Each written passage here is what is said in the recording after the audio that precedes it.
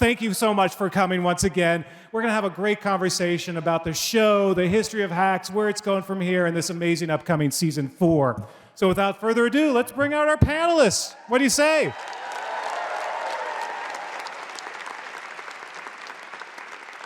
First up, she plays Josefina on the show. I also just discovered that she's a neighbor of mine, Rose Abdoo.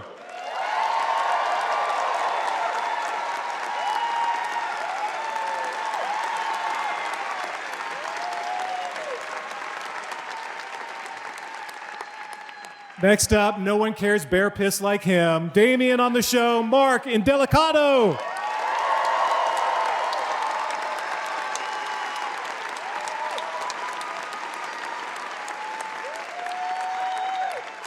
Look at this panel, already looking fierce, and we just brought out 2. There's more to come. So next up, they play Marcus on the show, the one and only Carl Clemons-Hopkins. My favorite.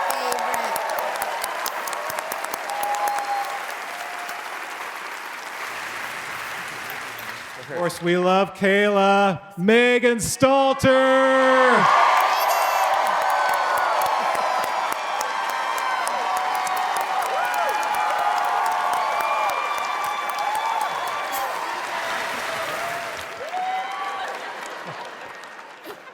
Meg is bringing it tonight. So it just gets better from here because he, of course, is the co-creator, co-showrunner, executive producer, writer, and he plays Jimmy on the show, Paul W. Downs.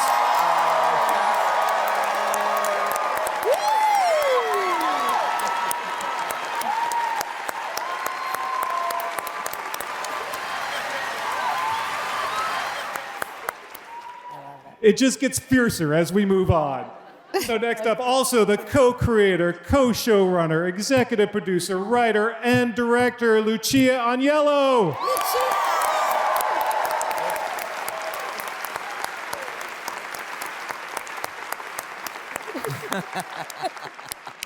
And also, they do it all on this show. Once again, co-creator, co-showrunner, executive producer, and writer, Jen Statsky.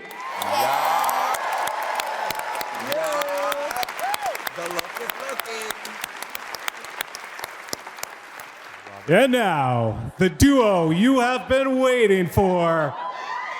Yeah. First up, as Ava, Hannah Einbinder.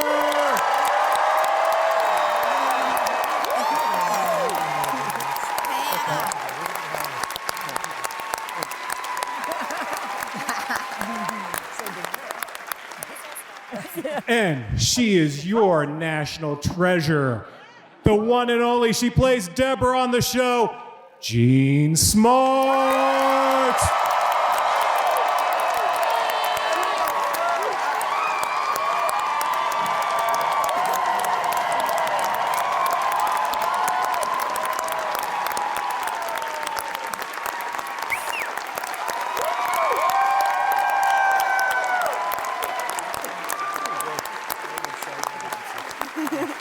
They are on their feet for Jean Smart. That is wonderful. It is so nice to see all of you. Thank you. I am so excited for season 4. Literally, a little birdie just sent me the remaining episodes in my email inbox as this was going on, and I was thinking of just leaving and going out and watching the rest of the episodes. But I will talk to all you first. Okay. So, first off, congratulations on this Emmy. So, Thank you. Paul, of course, now has gone legendary with his reaction on the socials to when you guys won that Best Series Emmy. But what was that like? Take me back to that moment when the show got the acclaim that it deserves. What do you remember from that night? I wasn't surprised. I really did. I thought that we deserved it. I thought it was great. Spoken like Deborah. Well, that totally makes sense. Paul, you were a little more surprised. I was shocked. Yeah, I was shocked. But it was crazy. It was great. Very few times in your life a shocking thing can happen and it's good. It's just like, Yeah. when does that, what is that circumstance? So on a very like just base human level, it was really cool to have that experience in your body, you know, to be like, you know. It was a unique experience, so it was amazing. Yeah, yeah. Hannah, what do you remember from that moment? Oh wow, that was really basically crazy. We were all sort of in a state of shock, I think. Except Jean. I wasn't surprised either. I knew that we would get it. So it's Jean and Meg who really were like, act like you've been here before. Yeah. And it's not the end of the awards for us.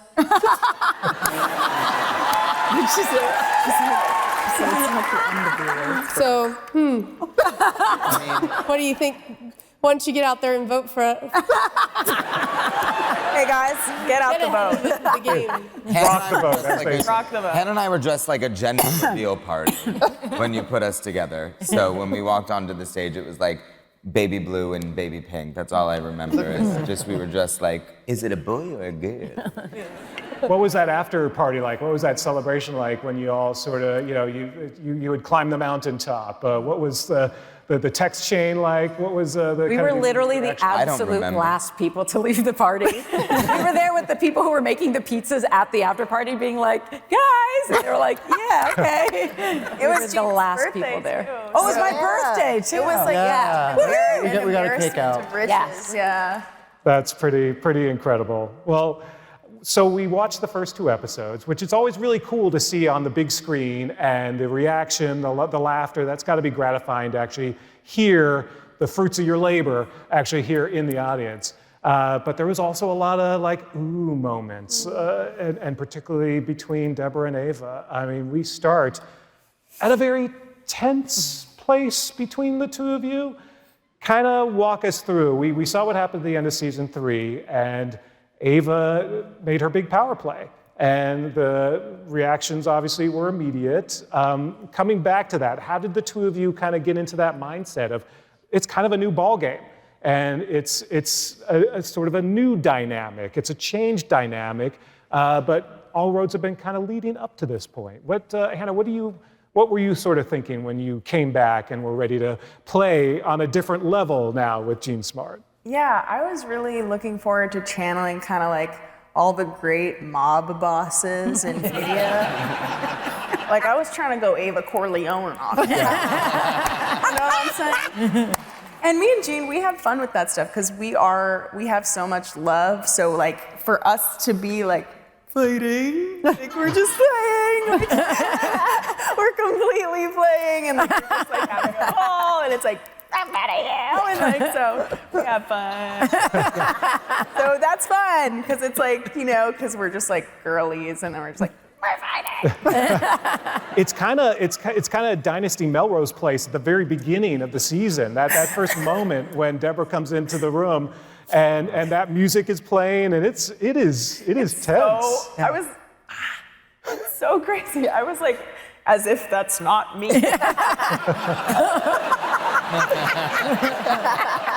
I was freaking. It was really good. Hell yeah. Hell yeah. I was scared. Jean, what was your mindset as Deborah? Sort of, what was Deborah feeling at that moment? Because we ended season 3, and it was a little bit of game meets game, and you could see a little twinkle in her eye where Deborah was like, she kind of admired Ava, even though she was really pissed at Ava at the same time. Yeah. So she's had that beat now to sort of take it all in, and as she walks into Ava's office, what is she thinking? I think now she's at the point where, because betrayal has been sort of Deborah's theme. It's sort of been the theme of her life and what's kind of been her engine, for better or for worse.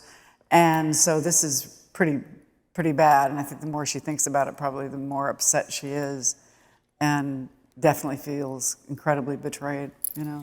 And also too, she's thinking, this is I've been working for this for 30 years, and you're gonna screw it up for me, Yeah. So she thinks anything that she might do in retaliation is fair game, You started it. and kind of fun. You started it. It is a little like she said, because Yes. Ava You also, did it first. So there's a lot of that, and then it gets to a little childish, a little back and forth, which their eyes are off the prize now, though. So this is a huge deal, and they're sort of busy now infighting, and it's a mess. So for the producers, what was sort of your thoughts in bringing the show back, basically almost the moment after it ended in season 3, and sort of picking up from that moment? Yeah, I mean, you leave season 3 on such a tense moment that it felt like to skip ahead, obviously we don't see the meeting, but to skip ahead any more than that, you'd be leaving so much juice left unsqueezed, so to speak. And so we just knew that we always want juice left unsqueezed. Yeah.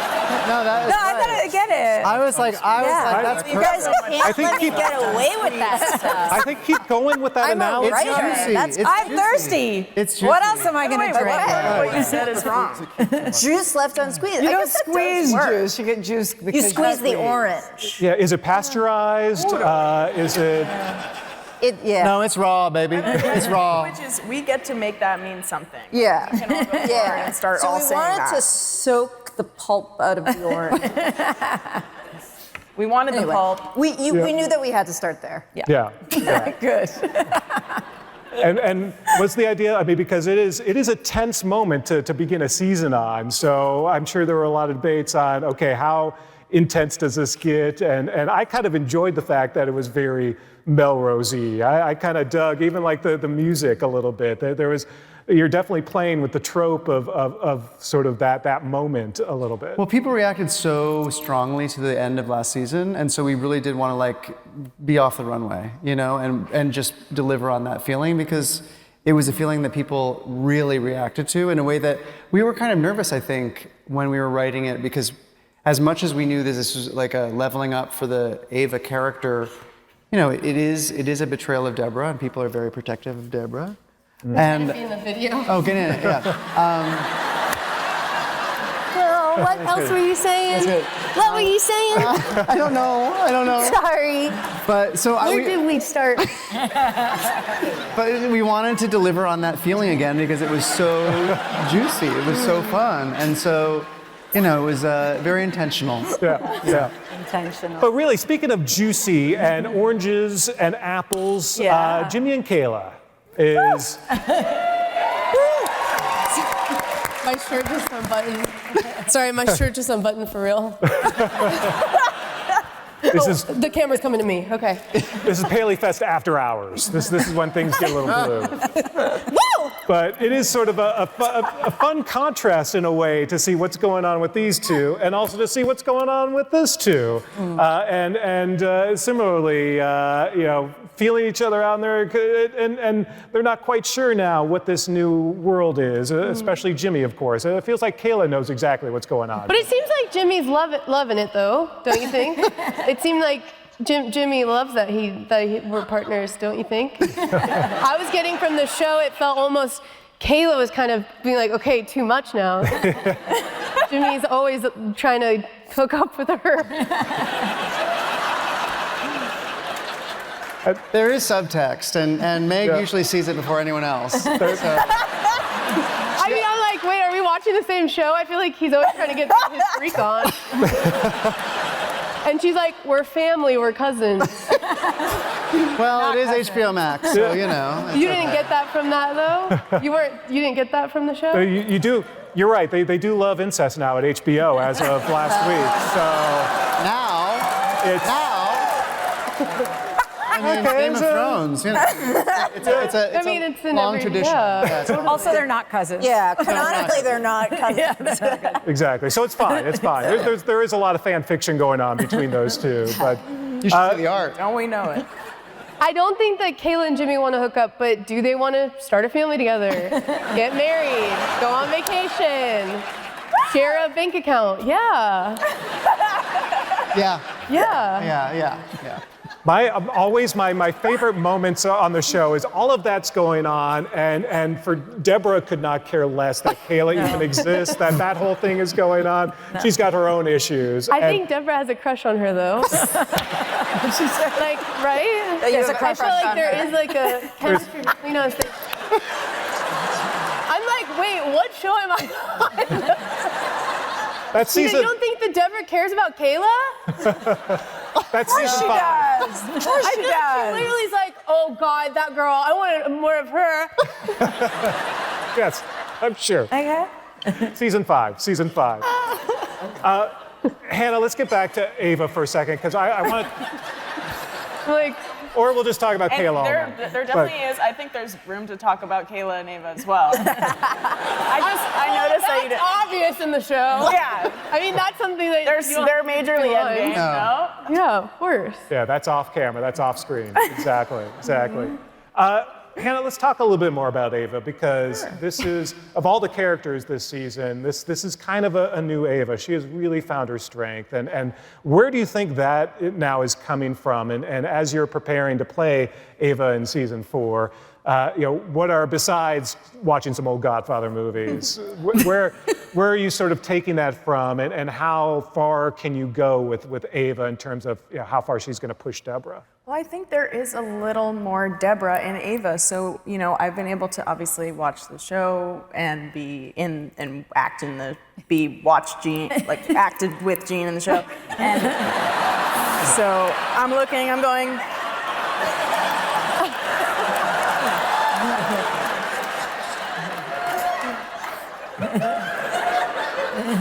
that was a tape measure, sorry. So for me, I am channeling Deborah. There is so much that Ava channels in Deborah this season, but also I like to think that Ava is not actually changing inside. I think she is herself, but she is forced to act in a certain way. I don't think that she's irreparably changed for the worse. I love Ava. I think she's a chilling girl, and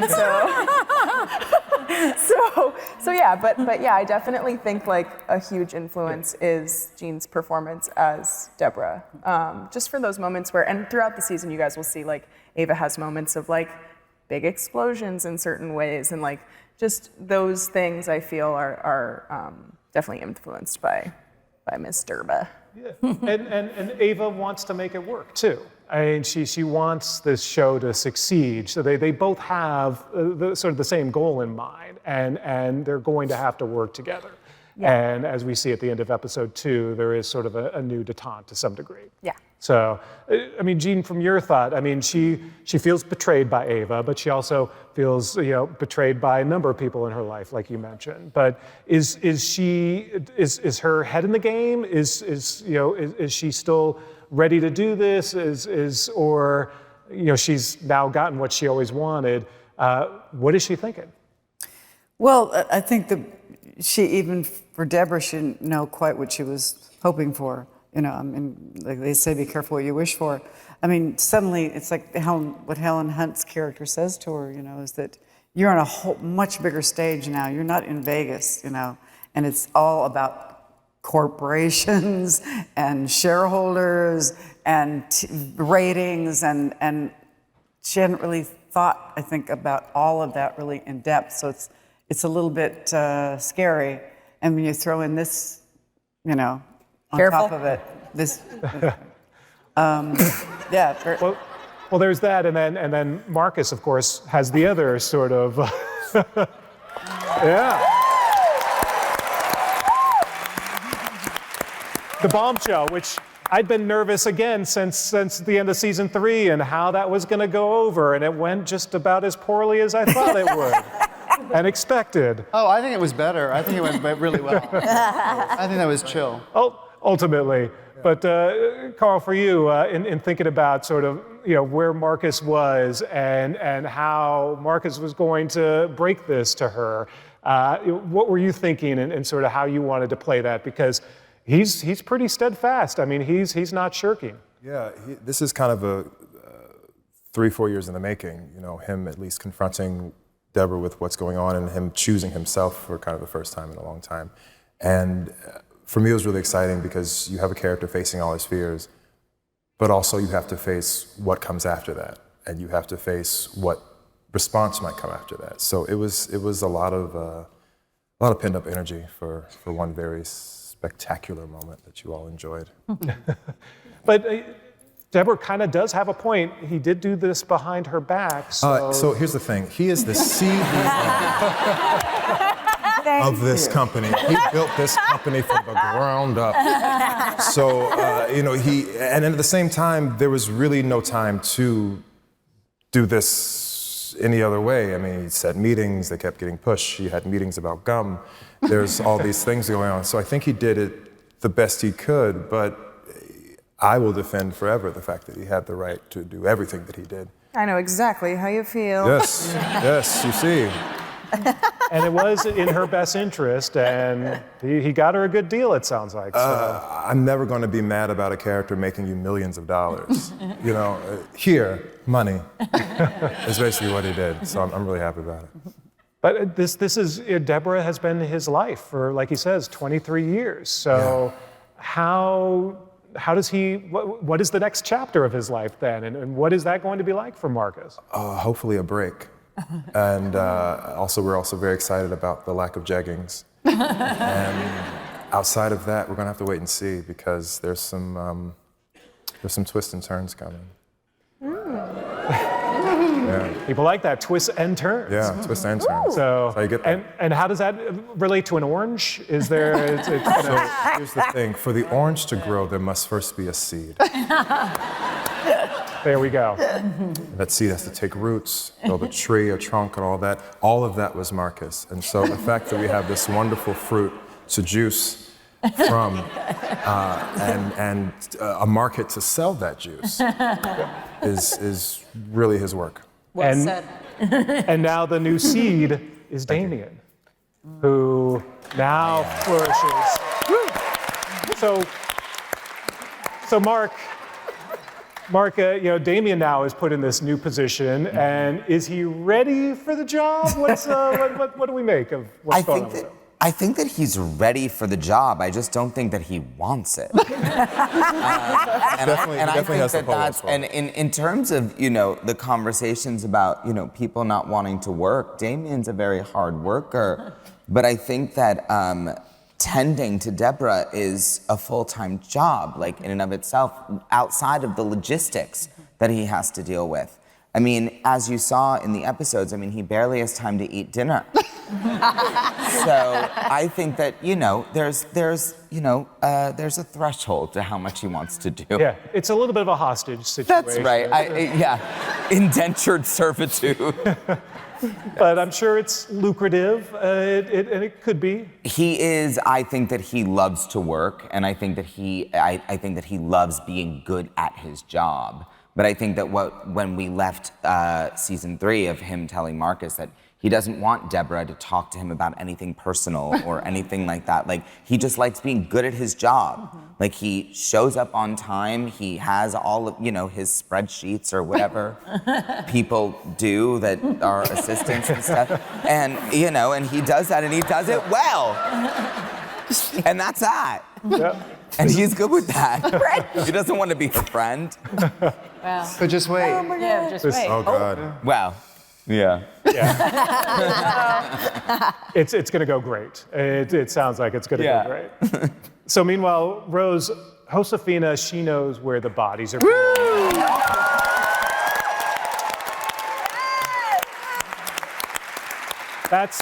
That's the character I most want to see the fan fiction, because I feel like Josefina knows a lot, she's seen a lot, she knows a lot about Deborah that she's not letting on. Again, she's sort of there because I think Deborah can't pay her off, so she... In my mind, the backstory is that Josefina saw Deborah's very first open mic. And Josefina has been a fan from the beginning. And Josefina was involved with a Hungarian man in Las Vegas. And perhaps he used to supply the chandeliers to the hotel. And there was a large gambling debt. And perhaps Deborah paid it off, and Josefina paid her back within 3 years. But then she loved working for her so much, she just stayed.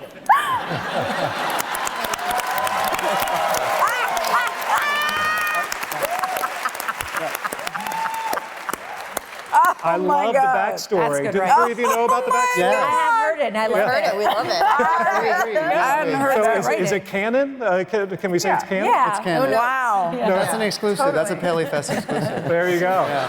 I will say this. She's thrilled to be in Los Angeles. Yes. Josefina loves more than Las Vegas. Josefina loves. Yeah. And she loves the movies of Quentin Tarantino. She is dying to be in Kill Bill, the sequel. Yellow. Yeah. Not the sequel. I feel like we're writing the spinoff as we speak. Absolutely. This is the new Frasier right here. So let's make this happen. So what do you think Josefina thinks of everyone else? Like what's her true opinion, her secret opinion of Deborah? First off, Josefina adores Deborah, much like Rose adores Jean. Put it that way. I always want to know what she's doing. Not Josefina, Rose. I always want to know what Jean is doing. I follow her around. When they say, first team, when they say second team is thrilling to me because then other people stand in and they do the lights with our lovely stand-ins. And then I get to go hang out with Jean and ask her things. But Josefina adores Damien and Marcus and Jimmy and really, and Kayla, of course. Kayla. And Kayla's there. has become so fond of Ava. Josefina really in the beginning was like, who is this girl? And these ugly shoes she wore on my carpet. But now absolutely, in my opinion, adores Ava and really wants to see them get along. It would break her heart if they didn't get along. That's how If she could kill one person, though, it just sounds like it'd be me. It would definitely. Because I feel like you almost forgot to see me, so if you did have to kill one of us, She loved. it just feels like maybe it was Kayla. Rose loves. Say Kayla. Rose loves Meg so much. Meg! Wait. But Josefina loves Kayla, but does not get to spend enough time with her. Well, She would kill Kayla. yeah, I don't think Josefina has time for Kayla. I get the sense that she wouldn't have time. I just thought they had so much chemistry in the show. the really quick moments, but I don't know if you've ever had a scene together. Yes, of course, but in the universe, I feel in the universe, right? In the universe. And they were definitely at a party in season 1. Yes. And I felt like Deborah's dressing room. I imagined them really having a crazy night after. That was my back. Nobody asked my backstory for Kayla. I thought they had a crazy sleepover. It's so funny, Meg. I was about to ask you, what don't we know about Kayla? Yeah. Well, you don't know how much she wants to be friends with you. And I don't think that you guys know how many pictures she probably takes of Jimmy. Like in it, I don't think Jimmy would know how many. Oh my God. One fun little tidbit is that if you look in Kayla's office, it's covered in photos of Kayla as a child. The only art she has, and we have a lot of photos of Meg as a child throughout. There's like 10. Yeah, I was, and you guys said that I was the cutest. That you said that you wanted my pictures to be your screensaver. Yes, I did. But you said you were going to do that. But I did, then you didn't. and then I did put my own child, and I'm so sorry. Well, dang, you could switch it up once in a while. Okay, I'll switch it up. I could get a photo of you two together. I could get Well, he's really young. He probably doesn't know yet what your screensaver is if you have me for a couple days. So, Paul, what do you think, at this point, what is Jimmy doing? Why is he still in Wait, this? what do you mean? What is he doing? He's keeping the lid on this whole thing. All these crazy people. He honestly... He's the only sane person. He sort of is at the moment, but how did he get himself here, and Great what's he going to do question. about it? I think he's honored to help amplify the voices of women.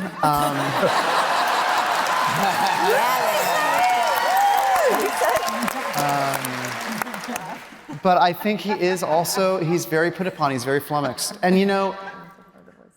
Jimmy and Kayla are like a weird, warped version of Deborah and Ava in that they are also setting out, they have a new office, it's a new frontier for them. They are also going to experience the pressures that come along with the job. And we might see cracks begin to form. Yeah. Reluctant partners is sort of Well, life partners, depending who you ask, but yes. I guess reluctant, at least maybe on Jimmy's part, but Kayla seems to be fine with everything. I think Jimmy really loves Kayla. He needs Kayla, and he knows. I knew it! And he knows he needs Kayla, you know? She thinks outside the box. She is brave when he is cowardly. She is like really an important yin to his yang, you know? His rock. Well, so, of course, the big storyline this season is the talk show. And Gene, I'm curious, because you've done so many talk shows over the years, what have you gleaned as a guest over the years in sort of watching a show on a couch that you sort of have applied to playing this character now who wants to be the talk show host? Oh, it was just so much fun. It was, again, like doing the stand-up. I got to be a stand-up comedian without any of the risk, because my audience was paid to laugh. So, were you guys paid? All SAG.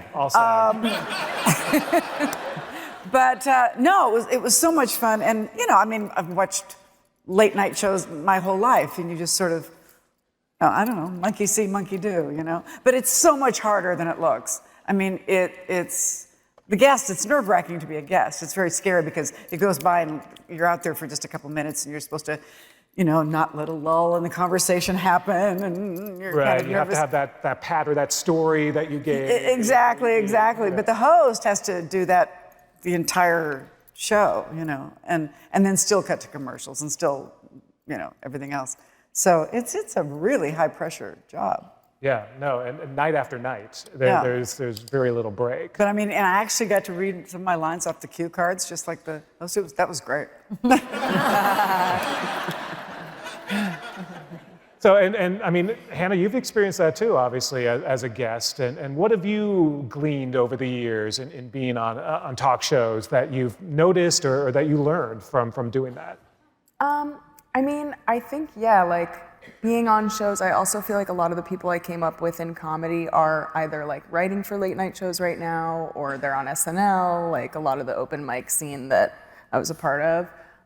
So I feel like I hear from them just about the emotional aspect of it and the toll it takes on your psyche and the limits people are pushed to. I know, like, obviously Jen has her late night background, worked on The Tonight Show as a writer. And so, I just have such an amazing source material in the text, first and foremost, but also just I feel like my community crawls around the late night space now, just because that's kind of like the trajectory for a lot of stand-up comics. So it is like this institution that I, as a comedian, being my initial background, have kind of been obsessed with and kind of worshipped, just based on what the institution used to mean with Johnny and Letterman and Conan and stuff like that. So it's a really cool world to play in, and I feel the show respects it, and also, as we see in the conversation with Winnie, comments on the way that it is kind of becoming obsolete, and it's hopefully that kind of revives basically people caring about it, because it is a cool part of our history here, and comedy history at large, It's a sort of a unique U.S. TV art form as well. And Jen, did this allow you now to sort of finally, as therapy, all of your experience having written in late night for several years, to kind of get that all on paper? Yeah, well, I had been in therapy long before this. But yeah, I mean, I worked at Fallon from 2011 to 2013. That was my first official writing job. And like Hannah was saying, we really, as we were writing this season, wanted to do a love letter to late night, both in the fact that it is an important American institution, but also it is such a grind. It is really the most not even 9 to 5. It's I used to get into the office at 7 a.m. because you have to get the news of the day and just churn out a tremendous amount of material, commenting on the news, and it is just such a difficult writing job. It's kind of like a boot camp, and so we just wanted to be very accurate and kind of honor just how hard people within the late night system work. Yeah, no, absolutely. And like you said, like this is a form that people are watching differently now. They're watching on YouTube the next day. It's sort of an interesting time to be talking about this. To some degree, maybe Deborah should be doing a podcast instead. Maybe she would reach more people that way. And I'm sure you... That's next season, right? So...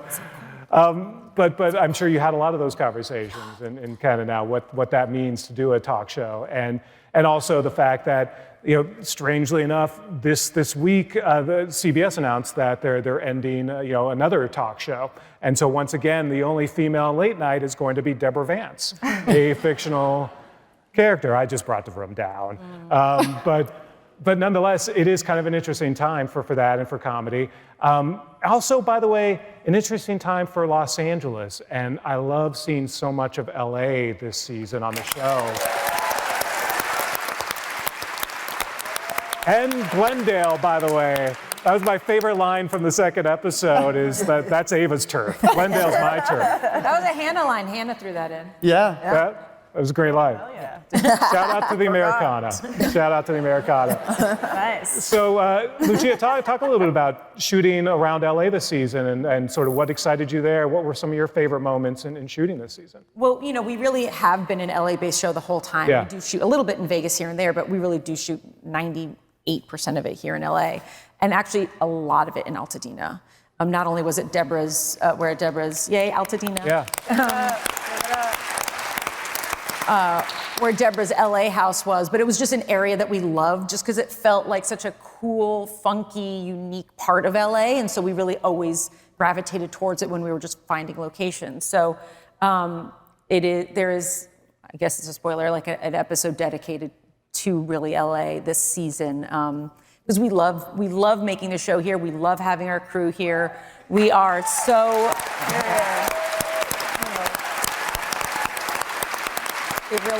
It is, for us, really the place where our dreams came true, and for us to be able to make this show here is a dream come true. So we're really, really grateful to make this season, have LA be our home, because it always is. Yeah, no, absolutely. And also a lot of local talent, Oh, yeah. Including new comedians that you're finding to put on the show too, which is fantastic. Oh, I thought you were talking about yourself. Yes. Yeah, that was a strong performance. I gotta say. It was really good. You were so dropped in. Speaking of Yeah. spinoffs, yeah, we'll talk later. Something else I do want to talk about, because another thing that Hacks has really done a great job of over the years is representation and inclusiveness. And of course, in particular, queer rights and environment, a lot of things that are under attack right now.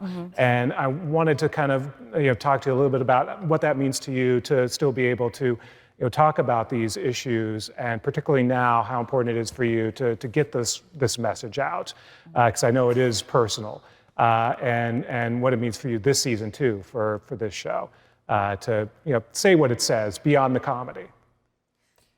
Well, yeah, I mean, we always, our goal is to be funny first and to tell a story that is about, these characters. But I think when you have a platform, it feels almost irresponsible not to use it to comment on things and to hopefully push culture in a way that we believe is towards progress.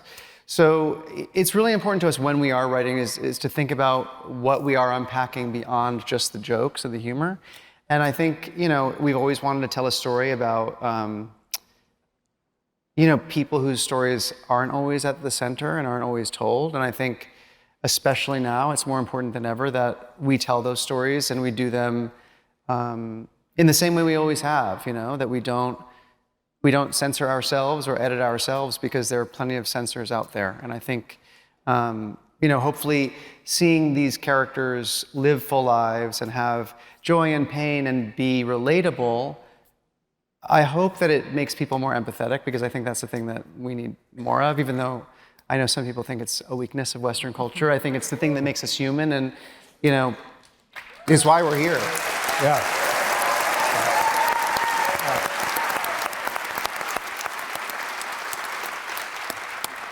So I know you guys have talked about 5 seasons. You've sort of mentioned that you have that in mind, which makes me sad because that means maybe just one more season after this. Are you still sort of steadfast on that, or can we convince you to We just don't want keep to going spoil forever? anything. I mean, The mic drop it. well, we've always said we pitched the last scene of the show when we pitched the show, so we know where we're going. I think sometimes the length of time we tell a certain chapter of the story changes. I don't know, you know. Okay, I'll tell him. We're gonna do 129 seasons. I think we're also really, we're so aware of the turn, how many turns you can do in a relationship before it starts to feel worn out. So we still feel like we have a lot to explore with the Deborah and Ava relationship. As for like Paul saying exactly how long that goes, we'll see. But I do think we still feel very strongly with how we want to end the show. Yeah, Gene and Hannah, how much do you know in terms of where they're taking your characters? Do you know the end game? Or? 0. No. Yeah. We ask not to know. We just kind of want to roll with it as it comes. We want to stay present. We don't want to dwell. We want to be real. Do you have theories or thoughts on where Theories. things may go? Thoughts? I really don't. They told me what happens. I'm not going to tell them, but Thank you. I know. We know us. We know us. Yeah. Meg knows. The four of us. Yeah. That's what they refer to us as, the 4. We can never predict it. Like every time, I mean, it's a freaking page turner, these scripts. I'm sitting there, I'm getting all the scripts. Like whenever I get the finale script, my jaw's on the floor. I could never, ever have predicted. And I'm telling you, like episode 10, like, you don't even know, like you're not ready. Like you're literally not ready. We're not ready. You don't even know. I'm telling you, like you guys are wild, mad science. It's crazy. The lab, no cooking. It's crazy, man. So what would your pitch for a spin-off be in the Hacks-averse? Well, Josefina on Ice. Josefina on Ice, the musical. And Jimmy and Kayla, of course. Jimmy and Kayla, of Jimmy and course. Yeah, Meg, do you second that? What's your thought for a spin-off? Farm life. Me and Jimmy. Imagine it. Scene opens. We're milking a cow. I mean, come on. It writes itself. Come on. That's kind of great. Kayla's pregnant with triplets. We don't know who the father is, but he steps up. Yeah, it would be good. It would be good. Something we're pitching on Monday together. Yeah. That's another PaleyFest exclusive. Yeah. There's some Max execs in the audience, and they just greenlit that. So I think that's amazing. Congratulations on that. We did it. You said they wouldn't like that idea. I knew they'd like that idea. Carl, do you have a thought on what spin-off you'd like to see from the Hacks-averse? All right, so Marcus is single, rich, and available, and I feel like And beautiful. talented, the poloed prince, and I think him going around the world for a few seasons only to probably end up with Wilson. Yeah, I think that would be great. Maybe you take a stop on our old farmland. See what's going on with the horses. He's on a horse, can't get off. Kayla, I can't get off this horse. That is so funny. I think he would take a stop at the farmland. Yeah. But it might be a little less funny. Yeah, see? Move over MCU. We're creating a whole universe here. So, Yeah, of Mark, how about course. you? What's your... My spin-off idea? yeah. It would probably be like a Damien, Josefina, like behind the scenes, like what we really say about Deborah. Yeah. Like for real, for real. Oh my God. You know what I mean? Like because you get like a tinge and a taste of it, but like what do we really say? Yeah. And in this season, you actually get kind of a little bit of a taste of it. Like when there's a scene between Josefina and Damien towards the end of the season, where we, get to really be like excited about like being able to talk about Deborah. And, but it feels very mild. Yeah. I'm like, what do they really say? I think it would be interesting to see them in their own home and garden channel show. Where we do, right? And Marcus and Damien and Josefina are flipping houses. Oh. Yeah. And decorating. do it. And making I could be project manager. There you go. Yeah. Like a whole selling sunset situation. Yeah. Got suits with little flowers. I could totally see that. HGTV, again, that's part of that Warner Brothers family. So it all Is anyone all from makes sense. HGTV here tonight? As a matter of Looking fact, to they sell have a just show. greenlit it. So according to congratulations. Fantastic! Yeah. Yes. Oh, A good. I million have a job. episode. We're making it happen. Million episode. So, Gene, what are we excited about for this for people to see this season? Hannah gave us a little bit of a teaser for episode 10, but what are you excited for people to see? Well, there's strippers.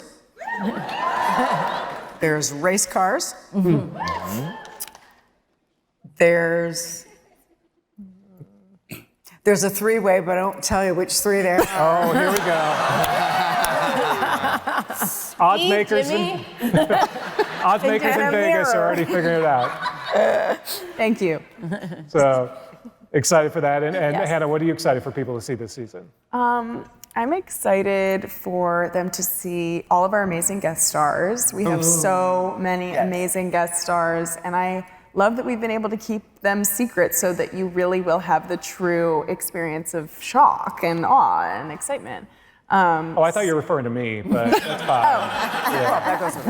Yeah, you're in there. Well, you were, by the way, you were so grounded. You were dropped in. You were Really, reporter number one, really convincing. No, your inner monologue was very clear. That's right. It was AL. I think it was AL. Oh, it was AL. It was completely AL. Almost lifelike. Almost like AL, baby. That's what the kids are saying these days.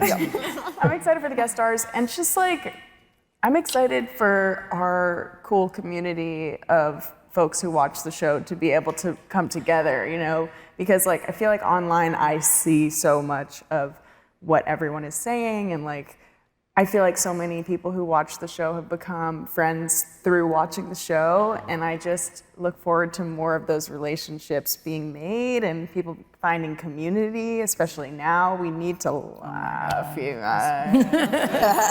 We need to laugh. We absolutely We need a relief laugh. from the horror.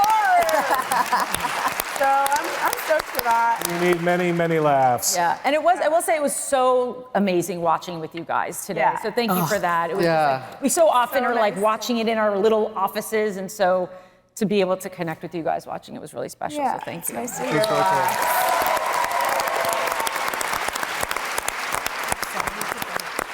All right, I'm going to make it a little tougher now for PLJ. One word. Give us one word to you that describes season 4. So, Paul, I will force you to give the first answer. I think thrill. Thrill is my word. The word thrill. Real. I think it's a thrill. Lucia? I'm torn, but I will say ridiculous. In a good way, in a really grounded way. All right, now, Jen, I teed you up. So I think you know the word you need to say. I know. I do? It's ripe. Oh. Juicy. And there you have it. Wow. April 10, season 4 of Hacks, everyone. Go watch it. Watch it again. and watch it a third time. Thanks, everyone. Thank you. Thanks, Julie.